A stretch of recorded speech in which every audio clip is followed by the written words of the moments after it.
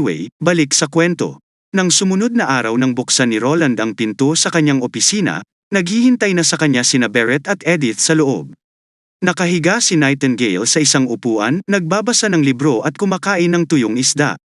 Iniulat ni Barrett na kumpleto na ang logistic para sa Opens iba sa Timog at maayos ang pagre-recruit ng mga reserbang sundalo. Tinansya niya na ang kabuoang lakas ng unang hukbo ay aabot sa 7,000 sa tagsibol ng susunod na taon. Natuwa si Barrett sa pag-angkin na ang puwersang ito ay walang kapantay sa Grey Castle. Sumingit si Edith, pinaalalahanan si Barrett na hindi lang mga hanggal na kabalyero at maharlika ang kanilang kinakaharap. Tila bahagyang hindi nasisiyahan si Barrett, ngunit ngumiti si Roland at sumang-ayon kay Edith. Kailangan nilang maghanda para sa labanan laban sa mga demonyo, at dapat magpatuloy ang pagpapalawak ng army. Ang mas maraming sundalo sa unang hukbo, mas mabuti, hanggat hindi ito hadlang sa produksyon. Si Edith pagkatapos ay mausisa na nagtanong tungkol sa pag-eehersisyo ni Roland sa cannon. Iminungkahi niya na payagan ang mga residente ng Neverwinter na manood, sa paniniwalang ito ay lubos na magpapalakas sa kanilang sigasig na makatulong at magtanim ng tiwala sa hinaharap na pakikipaglaban sa mga demonyo. Tumutol si Barrett, nagtatanong kung bakit isinasangkot ni Edith ang mga sibilyan sa ganoong kaganapan, sa takot na baka mapagkakamalan nilang parusa ang mga pagsabog. Tinutulan ni Edith, iginiit na sa wastong mga turo, walang matatakot, kahit na isipin ng mga tao na ito ay banal na kaparusahan, makikita pa rin nila ito bilang nasa ilalim ng kontrol ng hari.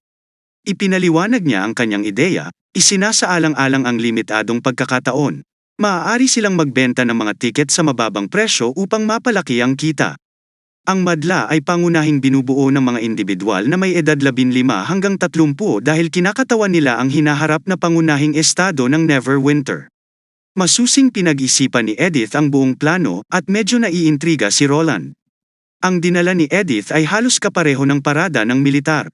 Pagpapasya na magpatuloy, binigyan niya si Edith ng berdeng ilaw upang ipatupad ito. Samantala sa mataong pamilihan, bilang maaaring bumili ng ilang mga sangkap at dumaan sa plaza, nakita niyang masikip ito sa mga tao. Isang lalaki ang nag-aanunsyo na ang kanyang kamahalan ay magsasagawa ng isang pampublikong pagsasanay sa kanyan sa loob ng 3 araw. Naisip ni May Curious na ito ay isa pa sa mga bagong ideya ng hari, isang bagay na malamang na interesante kay Carter. Biglang may narinig na mahinang yabag sa likod niya. Paglingon niya, nakita niya ang isang batang babae na may hawak na 2 inasnan na isda. Nawala ng hininga ang dalaga, iniabot ang isda kay May, iginiit na ito ay tanda ng pasasalamat na maaaring tanggapin. Nagulat na nalaman ni May na noon pa man ay gustong makilala siya ng dalaga, sa paniniwalang ipinagmamalaki ng kanyang ama ang mga pagtatanghal ni May. Ang ama ng batang babae, ay isang unang sundalo ng hukbo, ay namatay sa labanan. Matagal nang malungkot ang dalaga at ang kanyang ina, ngunit matapos mapanood ang bagong dula ni May tungkol sa mga bayani ay nagbigay sa kanila ng bagong lakas, tulad ng nangyari sa dula. Ang mga nagsakripisyo para sa kanilang pamilya at kaharian ay pinarangalan bilang mga bayani ng hari. At ngayon ang batang babae na tinutukoy ngayon bilang anak ng bayani ng lahat ay nadama na mas malapit sa kanyang yumaong ama at ibinahagi kung gaano niya nais alalahanin ito. Kung siya ay isang lalaki sana na maaaring sumali sa hukbo tulad ng kanyang ama. Naantig si May at tinanong kung ang babae ay hindi natatakot sa mga panganib ng labanan. Umiling ang dalaga, inalala ang nakaraang paghihirap na palaging kailangang lumipat sa kuta ng Tianggu sa buwan ng mga demonyo. Maraming tao ang namatay sa kalsada, at kahit na dumating sa kampo ng mga refugee sa kuta ng Tianggu, marami ang hindi nakaligtas sa taglamig. Naniniwala ang dalaga na dahil may mga taong tulad ng kanyang ama na handang magsakripisyo ay maaari na silang mamuhay ng payapa. Pagkatapos ay inulit ng dalaga ang isang linya mula sa dula ni May, na umalingaw-ngaw sa puso ni May. Maaaring tinanggap ng nakangiti ang regalo ng dalaga. Masayang kumaway ang dalaga at tumakbo pa uwi. Hindi nagtagal ay umuwi si May at sinabi kay Carter na gusto rin niyang makita ang ehersisyo ng kanyan. Nagulat na gaya ng kadalasang hindi nagugustuhan ang karahasan, nagulat si Carter sa kanyang biglaang interes. Nang aasar na tinanong ni May kung ayaw ni Carter sa piling niya na agad niyang sinagot na gusto niya itong makasama sa bawat sandali. Maaaring mapaglarong tinanong ni Blossom kung sino ang mas pipiliin ni Carter na makasama siya o si King Roland. Si Carter ay pansamantalang nawala ng mga salita, marahil ay hindi kailanman naisip na pumili sa pagitan ng katapatan at pagmamahal. Natawa si May sa reaksyon niya. Hawak ang mukha ni Carter sa kanyang mga kamay, mapaglaro niyang sinabi na tila ang kanyang katayuan ay maihahambing sa katayuan ng hari. Biglang nakaramdam ng pagkahilo at nagmamadaling pumunta sa banyo, umalis na nag-aalala kay Carter. Naisip niyang baka nilanat siya at mabilis na nagbihis para tawagan si Lily over. Pinigilan siya ni May. May bakas ng pamumula sa kanyang pisngi na nagpapahiwatig ng ibang posibilidad. Iminungkahi niya na tanungin ni Carter si Sylvie. Nang mapagtanto ang nangyayari, nagliwanag ang mga mata ni Carter at nagmamadaling lumabas. Naiwang mag-isa hinawakan ni May ang kanyang tiyan. Iniisip ang dalagang nakilala niya noong hapong yun. Ganito siguro ang pakiramdam ng pag-asa, naisip niya. Kinabukasan, nang malaman ni Roland ang balita ng pagbubuntis ni May. Sa pantalan, binati niya ang nasa sabik na si Carter, na ipinaalala sa kanya na huwag pabayaan ang kanyang mga tungkulin na pangako sa kanya ng mahabang bakasyon bago ipanganak ang sanggol. Bakas sa mukha ni Carter ang saya. Biglang napagtanto ni Roland ang isang mahalagang issue. Hindi ba nagkaroon ng midwife sa Neverwinter? Nagtataka ang punong mandirigma. Nagtanong kung ano yun dahil hindi pa niya narinig ang terminong midwife dati. Napagtanto ni Roland na ang pangangalaga sa kalusugan ng Neverwinter ay hindi pa ganap. Sa kabila ng presensya ni Nananawat at Lily, na halos nag-alis ng lahat ng sakit at sakit, naantala niya ang pagtatatag ng wastong sistemang medikal. Ngunit ngayon, sa daan-daang libong residente, ang isang maayos na sistemang medikal ay lubhang kailangan. Tiniyak ni Carter kay Roland na huwag mag-alala tungkol sa kanyang sitwasyon, na binanggit na malapit nang dumating ang kapatid ni Roland. Hindi nagtagal ay dumating ang isang barko sa pantalan. Si Tilly, kasama si Andrea Ashes at iba pa, ay bumalik sa kanluraning teritoryo. Tinanggal ni Tilly ang kanyang hood at binati si Roland. Pagkatapos ay sabik na pumasok si Andrea, tinanong si Roland kung magkakaroon ng welcome banquet ngayong gabi, puno ng pananibik ang kanyang boses. 2 beses na umubo si Ashes, banayad, na pinaalalahanan si Andrea na isipin ang kanyang mga asal. Tumawa si Roland at pinanindigan, na nagsasabing ang Neverwinter ay ang perpektong panahon para sa mainit na hotpot. Ang mga mata ni Andrea ay kumikinang sa tuwa, at sinimulan niyang purihin si Roland at sinabing hindi nakakagulat na nagustuhan siya ni Nightingale. Ngunit ang kanyang mga salita ay biglang naputol habang ang isang hindi nakikitang kamay ay mahigpit na nagtakip sa kanyang bibig. Napalingon si Ash na nakahawak sa noo niya na parang wala siyang nakita. Habang si Tilly ay mukhang nagulat. Sinulyapan niya si Roland at pagkatapos ay kung nasaan si Nightingale, at si Roland na nakangiti, iminungkahi na bumalik sila sa kastilyo at ipagpatuloy ang kanilang pag-uusap doon. Bumalik sa kastilyo, ibinahagi ng magkabilang partido ang kanilang mga kamakailang karanasan. Nagulat si Ashes nang marinig na si Roland ang napili, na hinahanap ng mga Tikira Witch. Mapang-asar na sinabi ni Tilly. Sinasabing ang unang lalaki sa kasaysayan. Sa isang kibit-balikat, ibinalik ni Roland ang usapan sa paksang pinag-uusapan, pagkatapos hamupa ang mga biro. Ipinaliwanag niya na ang tinatawag na napili ay isang termino lamang na ginamit ng mga Tikira Witch at ang mga detalye ng kanilang instrumento at kung paano ito gumagana ay nangangailangan ng karagdagang talakayan sa kanilang pinuno.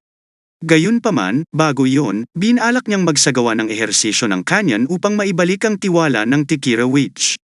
Idinagdag ni Ashes na magsisilbi rin itong power demonstration. Binigyang diin ni Roland na ang pagsasanay na ito ay bukas din sa publiko. Ikinuyom niya ang kanyang kamao, umaasa na kapag nasaksihan ng mga taong bayan ang kapangyarihang taglay nila, sila ay lalakasan ng loob kahit nasa harap ng mga demonyo. Pagkatapos ay iminungkahi ni Andrea ang paggamit ng mga demonyong hayop bilang mga target upang makagawa ng mas pangmatagalang impresyon. Saglit na nakipaglaban si Roland dahil sa ideya. Ang panukala ni Andrea ay nag-alok ng higit pang panuurin at wala nang higit na kasiya siya para sa mga mamamayan ng Neverwinter kaysa makita ang mga matagal ng kalaban ng Western Territory na nilipol ng cannon fire. Nagboluntaryo sina Andrea at Ashes na hulihin ang mga hayop, habang si Ify ay nag-alok din ng tulong.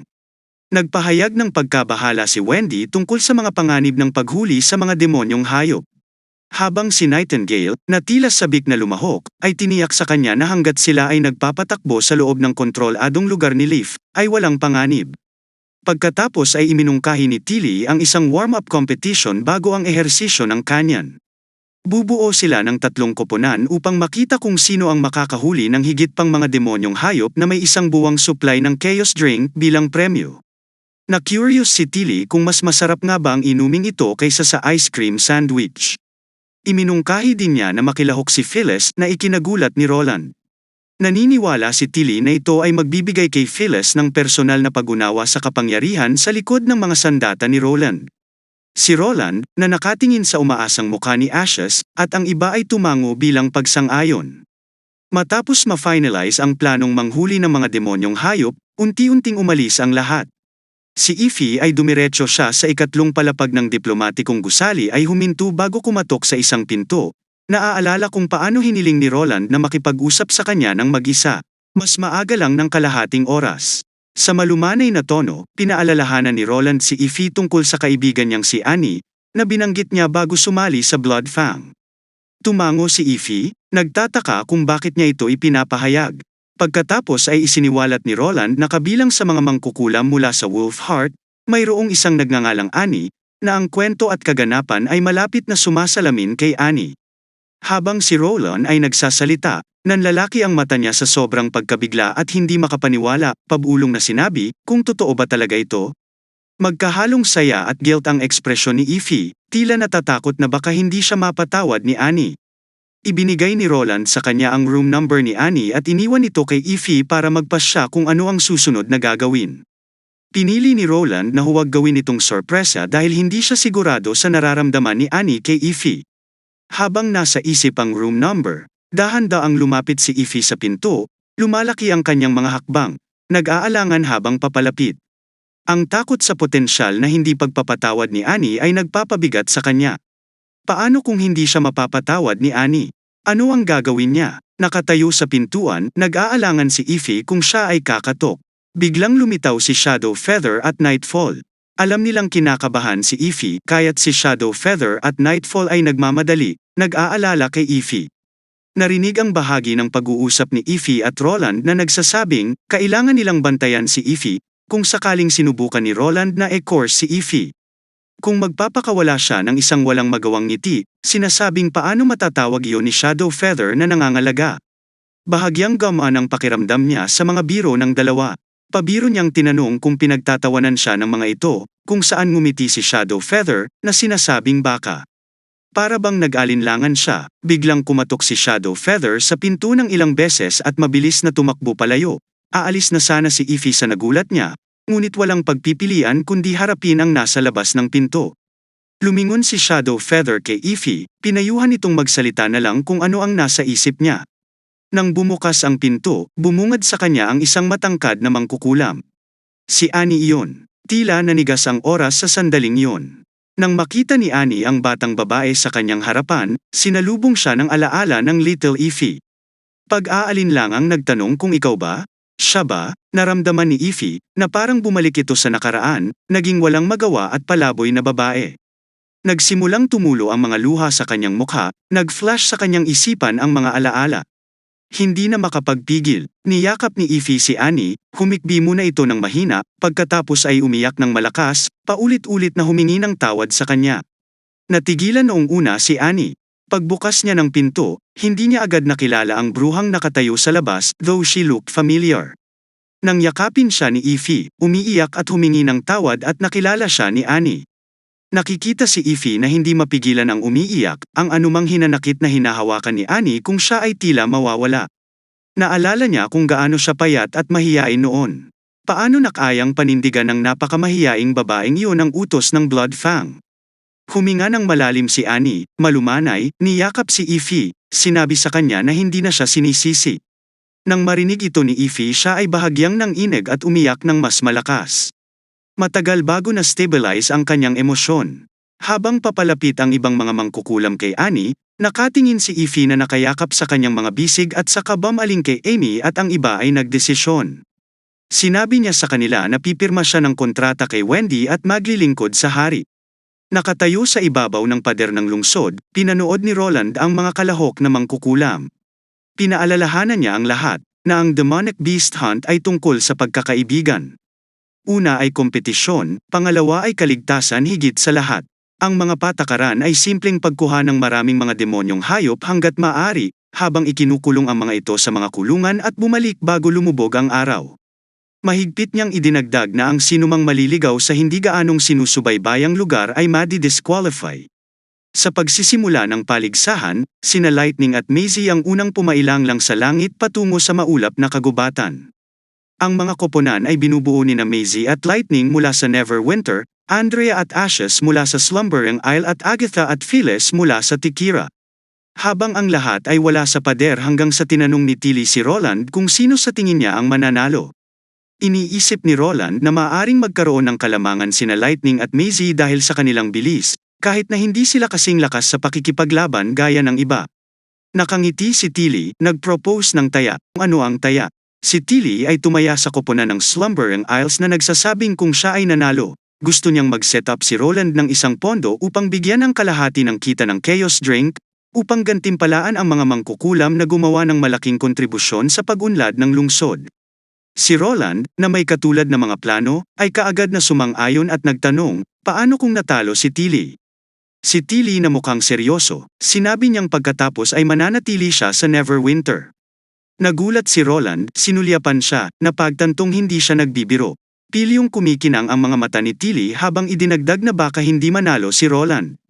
Lumitaw si Nightingale mula sa ambon, bumulong sa tainga ni Roland na ganoon din ang iniisip niya. Ang nagulat na si Roland ay lumingon sa kanya at ipinaalam nito sa kanya na ang kakayahan ni Andrea ay umunlad. Samantala, sa kagubatan, ang mga puno ay umindayog habang ang mga dahon ay sumanib sa kapaligiran, sinusubaybayan ang buong lugar habang nakikipag-usap sa lahat. Ipinaalam ni Leaf sa Slumbering Isla, na ang isang boar-type demonic beast ay matatagpuan 125 metro sa unahan sa kanilang kaliwa. Nasasanay na rin si Andrea sa mga bagong unit ng sukat ni Roland. At nagsimulang magkalkula gamit ang kanyang mga daliri. Umikot si Ashes, ang kanyang mga mata, tinanggal ang kanyang mahusay na espada sa kanyang likod at sinabing naririnig na niya ang mga yabag. Isang itim na anino ang lumitaw sa masukal na kagubatan, isang baboy ramo na uri ng demonyong halimaw na tumatakbo patungo sa kanila. Sinabihan ni Andrea si Ashes na huwag umatake dahil isang strike niya ay tiyak na papatayin ito. Hamihip ng sipol patungo sa halimaw, pabigla-bigla niyang tinawag ito patungo sa kanya. Umuungol ang Borax Hail, ang pulang-pula nitong mga mata ay nakatutok kay Andrea, na tila nanunuya dito. Hindi nagtagal ay binago ng baboy ramo ang target at sinugod siya. Si Andrea ay nanatiling nakataas pa rin ang kanyang mga kamay habang nakabukas ang kanyang mga hintuturo at hinlalaki, na gumawa ng hugis na diamante. Nakita niyang papalapit na ng palapit ang baboy ramo nang biglang bumusina ang malakas na bugso ng hangin mula sa kanyang mga palad. Ang baboy ramo, na parabang nataman ang isang hindi nakikitang pader ay nabaligtad sa hangin at bumagsak sa lupa, kumikibot-kibot ang mga paa sa hangin at pagkatapos ay nahimete. Nakangiting sinabi ni Andrea na kayang-kaya ni Ashes ang transportasyon.